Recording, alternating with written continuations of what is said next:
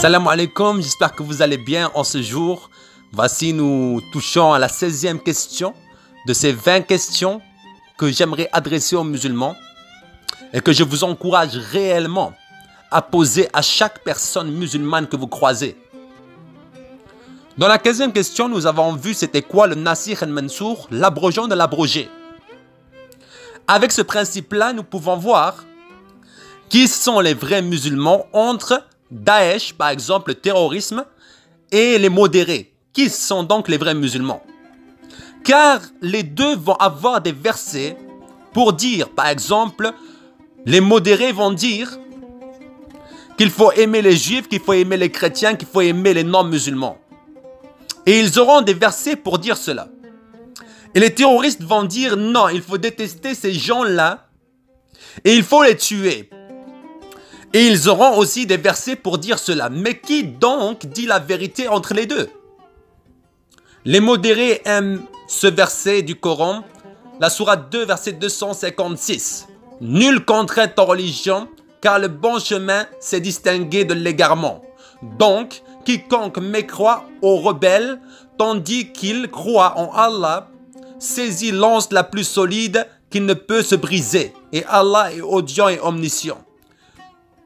Et les terroristes aiment ce verset-là qui dit « Combattez ceux qui ne croient ni en Allah, ni au jour dernier, qui n'interdisent pas ce qu'Allah et son messager ont interdit et qui ne confessent pas la religion de la vérité parmi ceux qui ont reçu le livre jusqu'à ce qu'ils versent la capitation par leurs propres mains après s'être humiliés. » Ça, c'est dans la sourate Tawbah, verset 29. Alors, qui dit la vérité entre les deux? Qui a vraiment la ayat qui n'a pas été abrogée?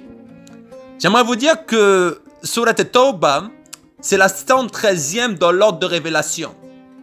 Donc, c'est l'avant-dernière. Alors que Surat Al-Baqarah, la Surat 2, c'est la 87e.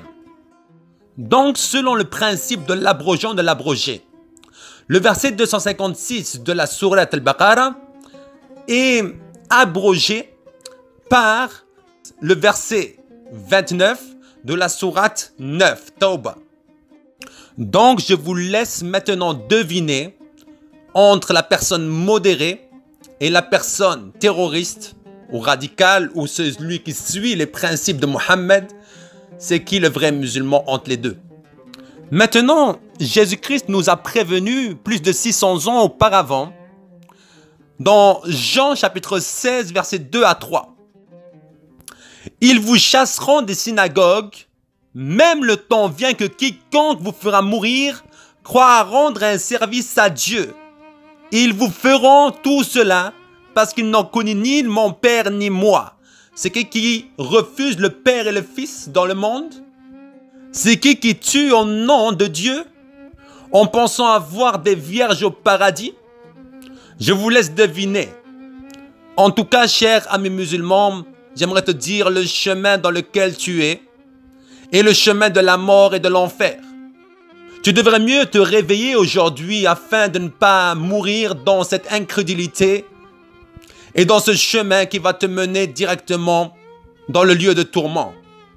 Accepte Jésus-Christ comme ton Seigneur et ton Sauveur tant qu'il est encore temps, car Jésus-Christ veut changer ta vie et il veut te rendre une personne différente, une personne qui aime ses ennemis, qui est miséricordieuse et qui est une bénédiction pour ceux qui la côtoient.